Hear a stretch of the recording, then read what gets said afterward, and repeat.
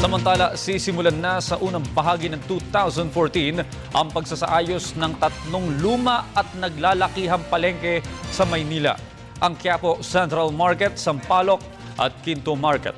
Ayon sa mga otoridad, nais nilang bigyan ng bagong mukha ang mga pamilihan dahil bukod sa luma na ang mga ito, bagsak ito pagdating sa kalinisan.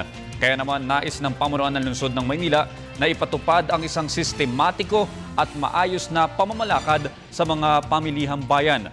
Ayon kay Manila Mayor Joseph Ejercito Estrada, nais rin niyang masawata mga alagad ng batas na nangungotong sa mga.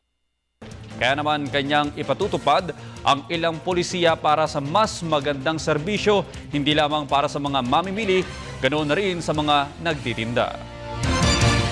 Central Market, the one who will invest there is SM. Okay.